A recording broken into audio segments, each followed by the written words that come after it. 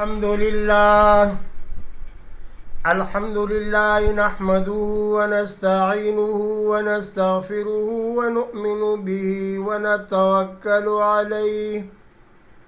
ونعوذ بالله من شرور أنفسنا ومن سيئات أعمالنا من يهده الله فلا مضل له ومن يضلل فلا هادي له ونشهد أن سيدنا ومولانا محمدا عبده ورسوله أما بعد فأعوذ بالله من الشيطان الرجيم بسم الله الرحمن الرحيم ولنبلونكم بشيء من الخوف والجوع ونقص من الأموال والأنفس والثمرات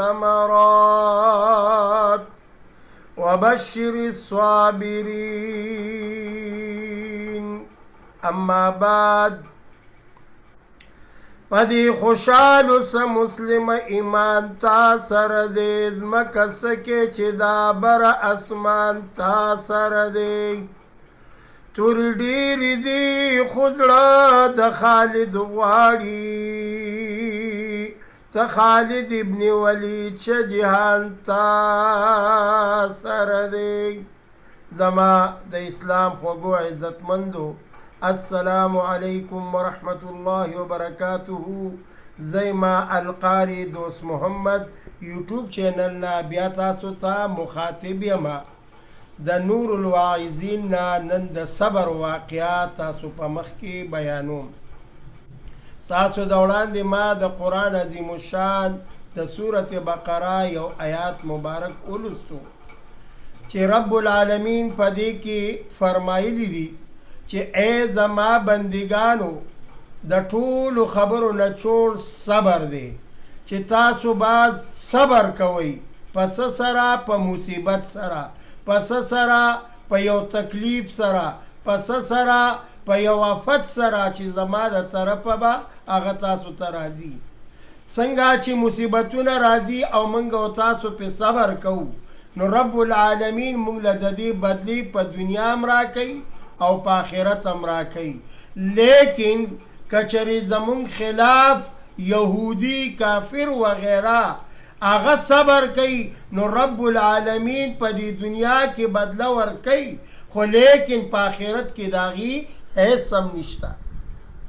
راشی دا صبر متعلق یو دو واقعگانی زستاسو دولان دی ذکر کوم یو واقع خدا دا چی دا یو نوجوان دی چی آغا یهودی دی او آغا لد مرد پا وقت کی دی زڑکی یو خبر رازی بل طرف ته داغه مقابل کې یو نوجوان دی خو هغه مسلمان دی هغه لم یو خبره په دې زړه کې راځي ګوره د رب العالمین قانون تای یهودی نوجوان وی ای پروردگار عالمای یهودی په زړه کې دا خیال راغی چې پروردگار عالمای کاش افسوس زما خو مرګ ته نږدې ورځې دي خو چې ما یو مې قدر خوړلی رب العالمین ته ګوره د یهودي ارمان په دنیا کې پوره کوي فرشتې ته فوراً وی ای فرشتې په فلان ځای کې یهودي دی میت یې زړه شوی دی د هغه په کور کې چې کم تالاو دی په هغې کې ورته مې ګزار کړ او بل طرف ته فرشتې ته وی چې فرشتې زما یو بل بنده دی چې هغه مسلم دی یعنی مسلمان دی کلمې ویونکی والا دی هغه یو ارمان کړی د هغه مرګ نږدې دی په منډه منډه باندې ځان ورسوای هغه د تیلو خواهش کړی دی د زیتون د تیلو خواهش یې کړی دی ای فرشتې په منډه باندې ځان رسوای هغه مسلمان هغه تیل ضایع کړ فرشتے پا منڈا منڈا دا اللہ پا حکم باندے راغلی یہودی تا مئے ملاو شو دی بل نه تیل ضایع کړه دواړه خپلو کې گفتگو او خبرې کوي دا یو فرشته دی بل ته وایي چې دې کې به د الله څه راز وي نو هغه یو فرشته وایي ای پروردګاره ای پروردګار عالمای مونږ دواړه ستا په حکم باندې ستا حکم په ځای راوړو خو یا الله په دې رازونو باندې پوی کای رب العالمین ورته فرمایي زما رازونه ډیر دي خو په دې کې مې خاص راز پروت دی چې مسلمان نه مې تیل ضایع کړی ولې مې ضایع کړی په دې تیلو باندې که چېرې ما ورته ورکړی وی نو دې ته به دنیا کې بدله میلاو شوی وی د دې بدله مې آخرت کې ورله وسات یعنی بدله می ولا آخرت ته یوړه او د یهودی بدله می دنیا کې ختم کړه ډیره نیکی و پدې کې کچری دا بدله پاتې شوی نو ما به بیا آخرت کې ورکولې نو آخرت کې لہذا د یهودی د پاره او کافر د پاره سنشتا مسلمان د پاره په دنیا کې مشتا او په آخرت کې مشتا بل مقصد پکې دا دی چې چا باندې تکالیف راش ہر قسم مصیبت راش نو رب العالمین والا دنیا کی تی گناہونا ختمی گناہونو نے صفا کئی زانتے صفا بوزی یعنی زانتے چی راغواری صفای راغواری عرض میں دا کولو چی دا صبر سلور اقسام دی یعنی دا صبر سلور قسمون دی دا اللہ تعالی پا عبادت باندی صبر کول که یو انسان 15 وخت مونځ کوي نو دی به پې صبر کوي چې دا په ما باندې الله پاک فرض کړي دي نو په دې باندې به صبر کوي نمبر 2 د حرامو نه به ځان ساتي چې الله په قرآن کې کم سیز حرام کړی دی دی به پې صبر کوي ځان به د حرامو نه ساتي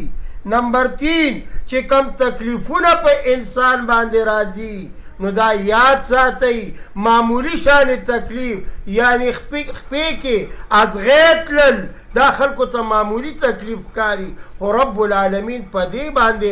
انسان چې صبر وکړي رب العالمین په دې یو نیکي ورکوي او څلورم نمبر چې کله انسان کرا مړی وشي بالخصوص د دې معاشرې زنانه چې هغه ډیر غټ گیت کوي څنګه گیت کوي اوس دې کې یو خبره زه تاسو ته کوم ما مخکې ویډیو کې هم تاسو ته کړې ده چې یو کسو چې د هغې کره مړی وشو نو جړا نشته ویل ملک صاحب غرق شو مړی پروت دی جړا نشته ویل څه وکړمه ویل 1500 اشرفۍ لګي ویل دا واله 1500 اشرفۍ خو شا به زر کوه چې دا زما مړی ښایسته شي نو مړی په جړا ښایسته کېږي نو د څه چلو کو د هغه مړي والا پوزه چیته ده او ټوپۍ یې اوچتې اوچتې دي یو زنانې راوغوښتله هغه په 1500 اشرفو باندې هغه وایي چې هاي دا غټې غټې خوالې او دا پیتې پیتې پوزې خوله یې ټول په دې لاره بوزې یعنی هغې نورې زنانم په جړا کړي داسې کار نه پریز وساتئ د معاشره کې نن زنانه ګریوانونه شلی نن زنانه خپل مخونه وخي نن زنانه داسې الفاظ وی چې هغه د کفر الفاظ وي یا الله زمون کور دې لیدلی دی یا الله دا غم یوازې په ما باندې راولي نو داسې الفاظونه ځان ساتل پکار دي نو الله پاک به په صبر باندې منګ او تاسو له بدله راکوي خو که مړی وشي او منګ باقاعده ووایو چې انا لله و انا الیه راجعون یا الله دم ستا مالو او منګ هم ستا مال یو دام تاله درغې منګ هم تاله درځو نو رب العالمین فرمایي د داسې خلکو دپاره اعلی جنت دی په جنت کې اعلی مقام صبر کوونکي له ورکوم ولې وجه څه ده قرآن کې رب العالمین بار بار فرمایي والله مع الصابرین ان الله مع الصابرین نو رب العالمین فرمایي زه د صبر کوونکو سره ملګری ما او د صبر والا میوه م خوږوي. نو الله دې موږ او تاسو له په دې خبرو باندې د عمل کولو توفیق راکړي. و آخر الدعوانا ان الحمد لله رب العالمین.